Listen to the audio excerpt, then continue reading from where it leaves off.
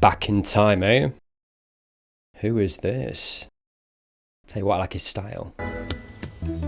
Oh.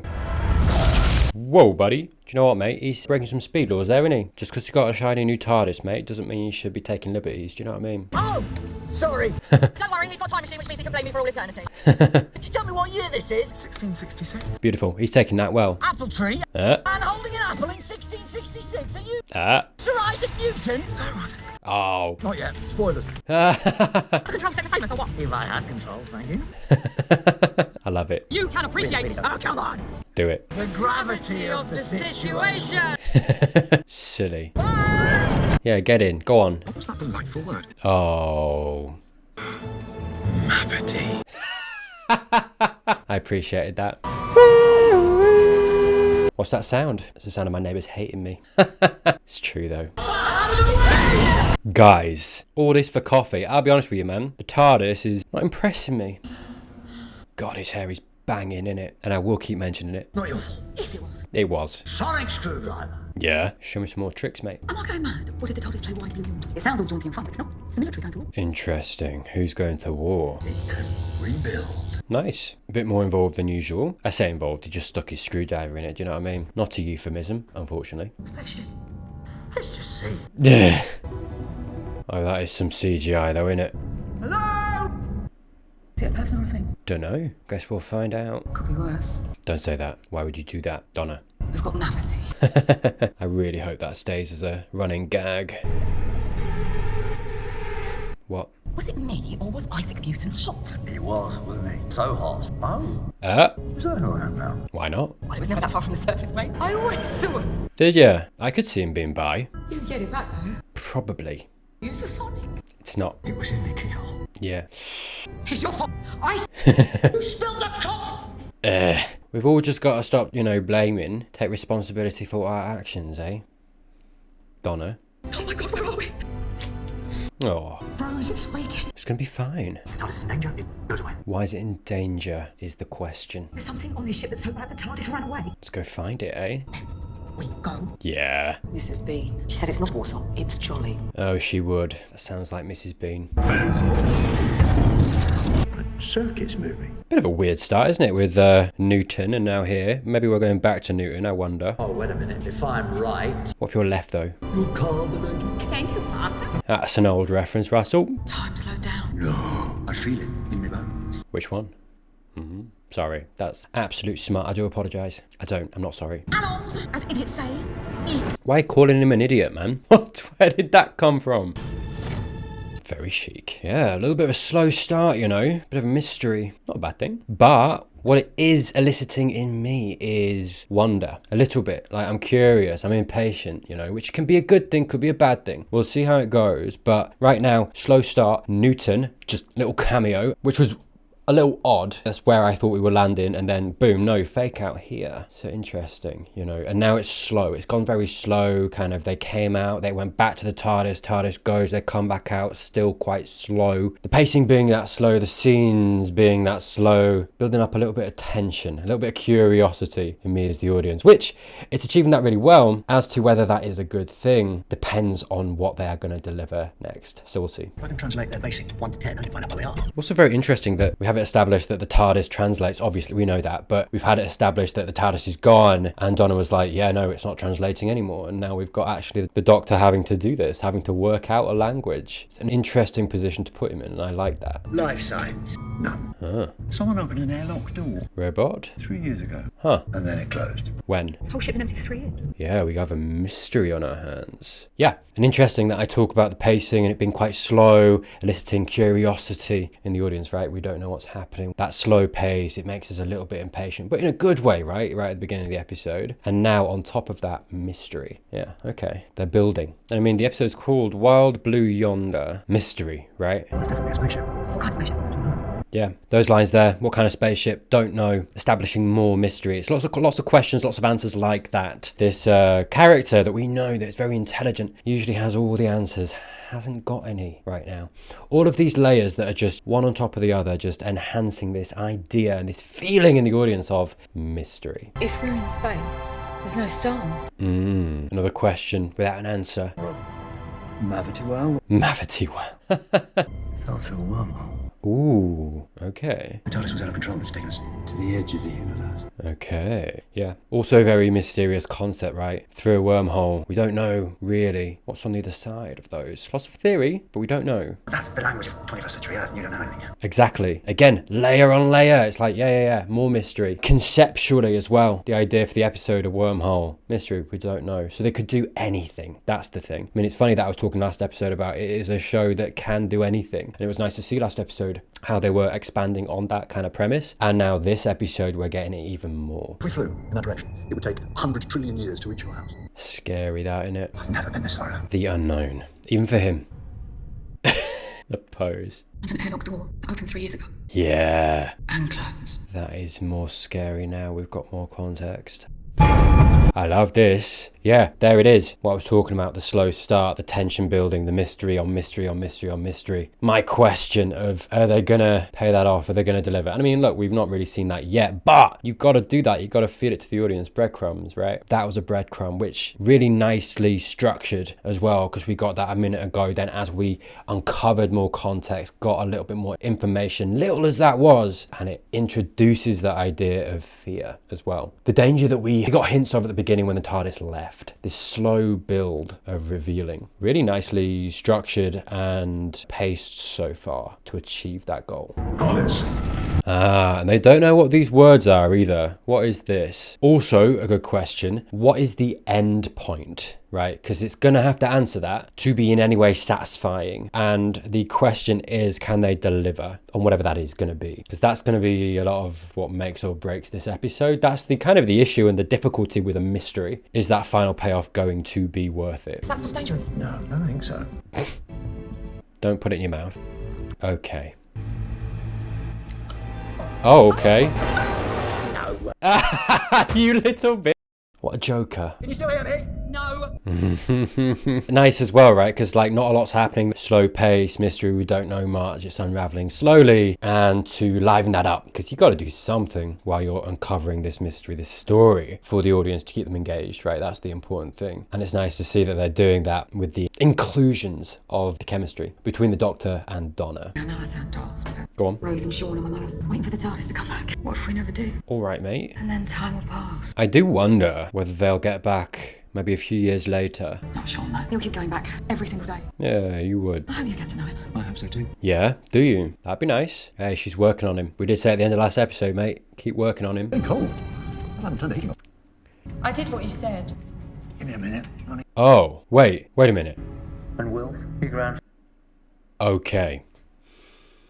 Creepy. He's lovely, Wilf. All right, more mystery. Yeah, maybe this ship, trying to learn more about them.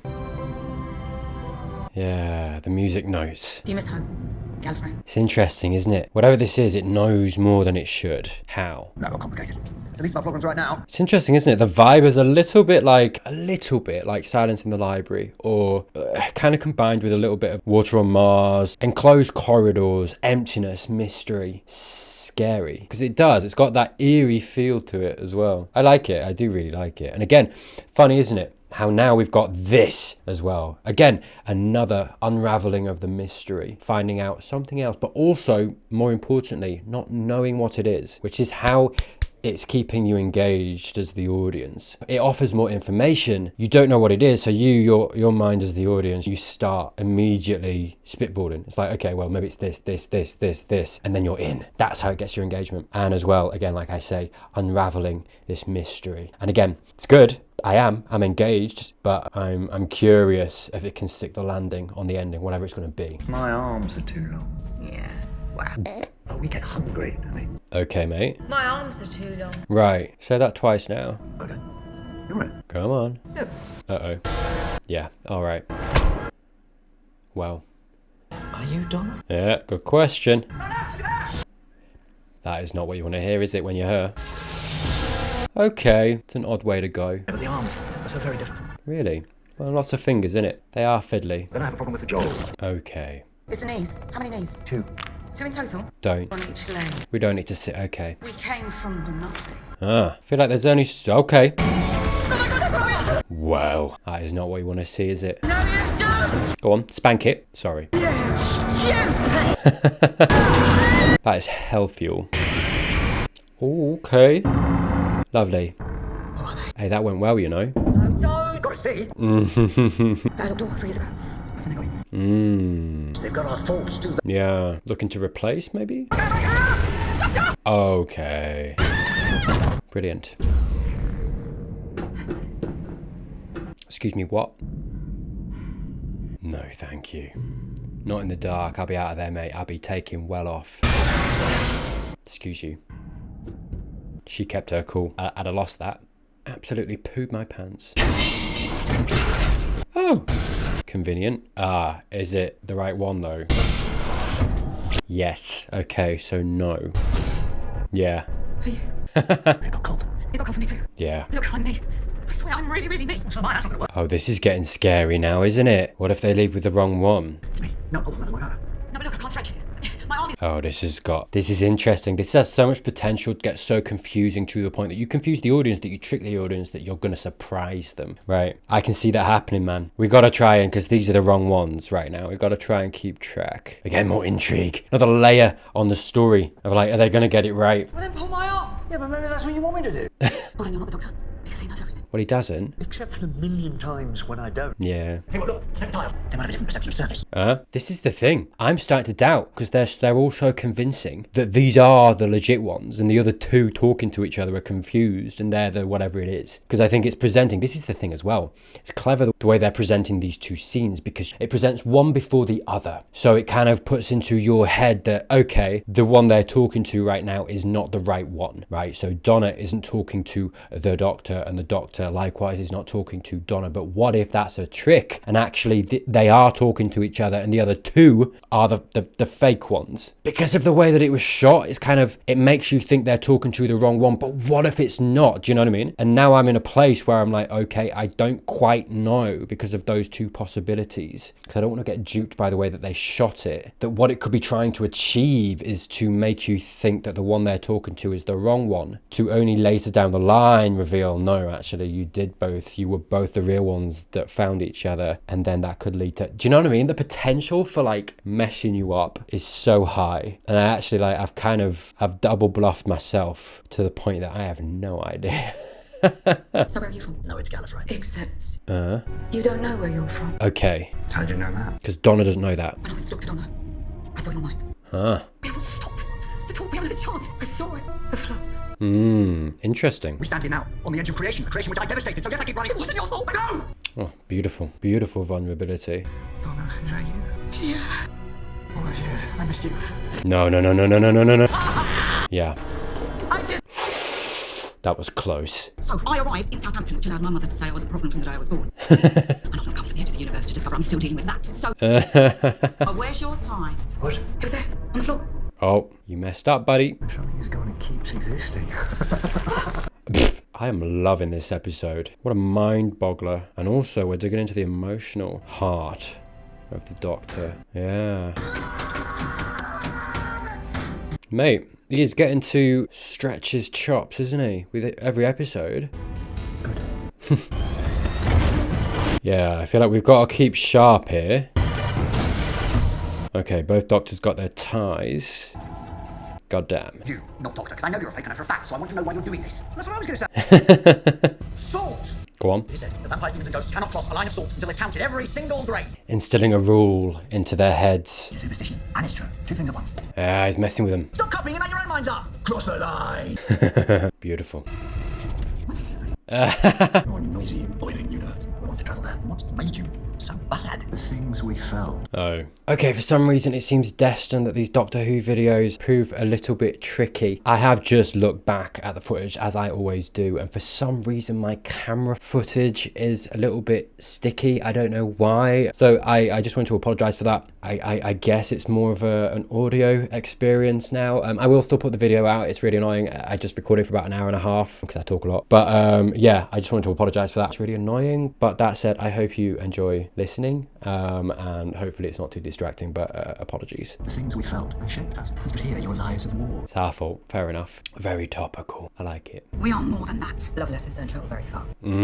I like this. I do. Because I mean, like, not been funny. The last, 3 years, 4 years, they've been rough, man. Going through 2020 and the events that happened, you know, we've had a lot happen. Does seem a little bit like everything's going a little bit pear-shaped. And this is the thing with Doctor Who, it's always that thing of all species have bad apples doing bad things, the antagonists of the show, and it's always a thing of like, yeah, bad exists, especially, you know, when the Doctor encounters humanity and talks about how brilliant they are and how they have the potential for badness, for evil, dastardly things. But while that exists, alongside it is empathy and goodness and heroism and all of the good things as well. And I think it's interesting, isn't it? And I don't know about everyone else watching this, but I think the way that I've come through the last few years as well, the climate has affected me in a certain way of like, there's so much darkness, it seems like, in the world. In the UK, we have a cost of living crisis, we have, you know, rampant transphobia,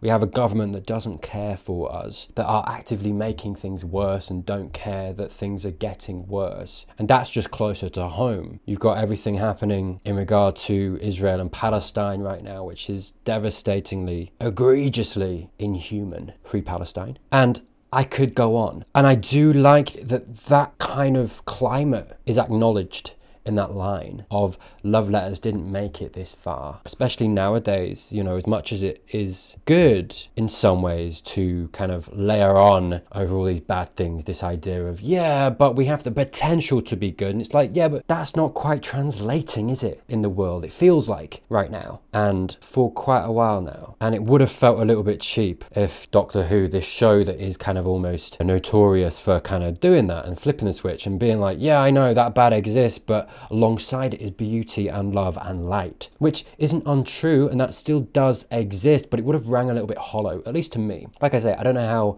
you know, you folks feel. Let me know down in the comments. Does that resonate in the same way with you? Maybe it's just me, but that's how I feel. And I like that. It's nice because going forward into this new era of Who, it does seem that Russell has the climate in mind when he's writing these episodes, which is good, right? That's when Who's at its best, when it has those kind of not just strong stances, but intricate stances. The themes of humanity and living and life and everything else, it's nuanced and it's not simple, it's complicated. And just a line like that shows that I feel like Russell understands, and he's not just going to brush over it with, yeah, but what are we capable of? We're capable of so much more. It's like, stop, because right now we're not. And it would have rang a little bit hollow for me. And I do like the inclusion of that line of love letters don't travel quite so far, and the amalgamation of things that these creatures seem to have gotten. It makes sense that the stronger influence would be war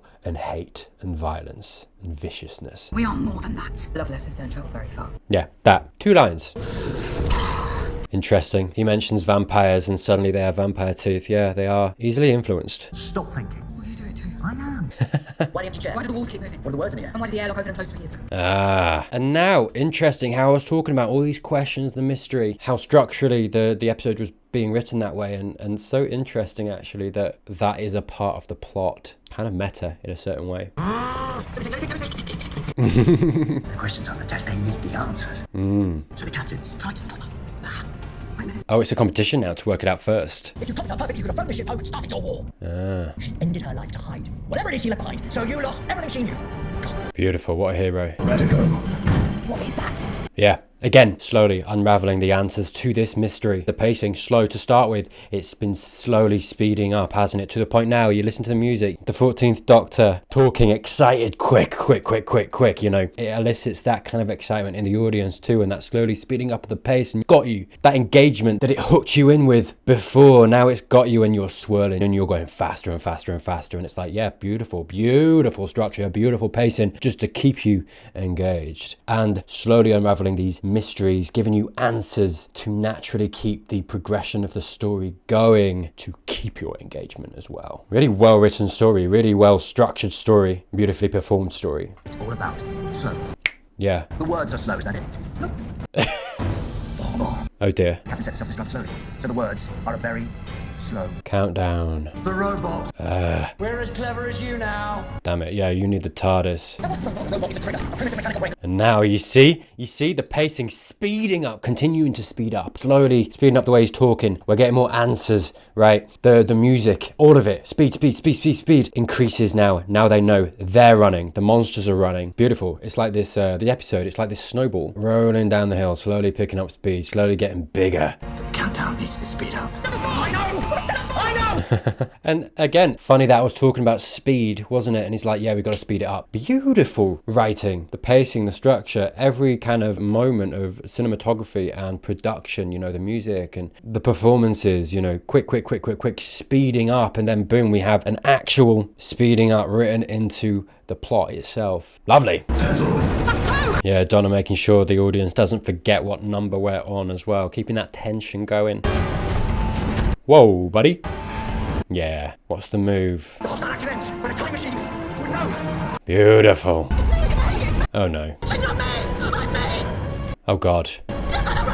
Oh god! And there it is, the switch. The thing that it kind of set up right at the beginning that I was talking about. Trying to fool the audience which one it is. It's done it. Here we are. In hindsight, I feel like this is generally underutilized as a technique. At the episode's start, I was talking about boggling the audience's mind with switches, and I think this is a pretty simple switch that we'll see in a moment doesn't really go anywhere. The Doctor realizes, and that's that. It's a pretty simple switch for the sake of drama, and like I mentioned, I feel like if the episode had utilized this better, a good episode could have been a great one. Okay. Oh god. Hold. Hold. Hold.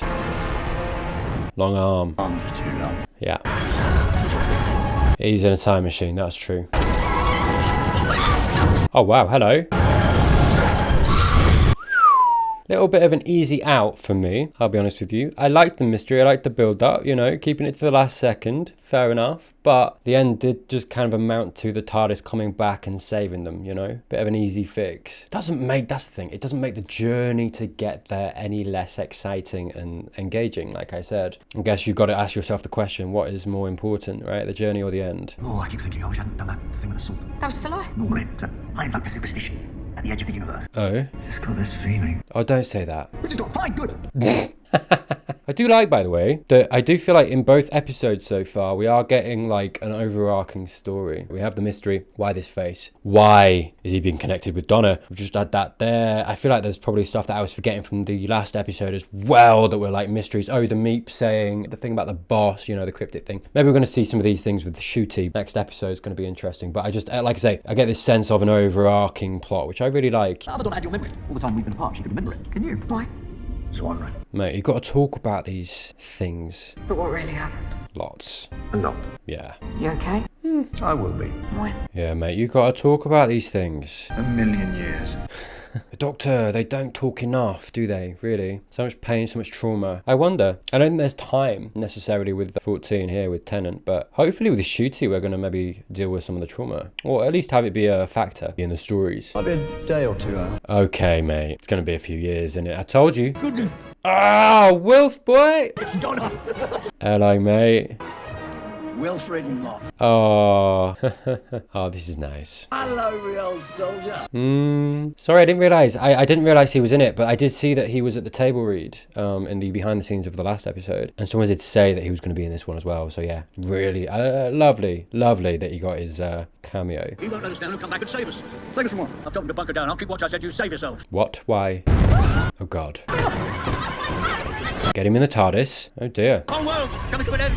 Beautiful stakes for the final episode of the 60th. Sorry, it's easy to forget that it's the 60th. I kept talking about it's nice that there's an overarching story. Of course there is. It's the 60th anniversary title. What do you mean, mate? Puts us into the last episode beautifully. Yeah, look, at the end of the day, what will I rate? This is like, again, a really good story. Isolated story with, you know, little peppers of stuff to come, like I say, breadcrumbs of this overarching story. But let's talk about this episode for a second. I think, you know, the uncovering of the mystery, the pacing pacing structure. Talked about it quite a lot, but I think brilliantly done and really artfully produced as well. It kind of almost imperceptible things, the things that you don't always notice, you just feel, right? You know, the excitement, the mysteries being answered, the pacing, getting you kind of a little bit more fired up, right? Which you get because of the dialogue, the speeding up of everything, the music as well, the way that Tennant talks and him talking faster, the pacing speeding up. You've got it obviously written that way, but as well, you've got all the logistical, practical stuff to complement that as well. Because it was a very slow start, and then slowly as it went, picked up in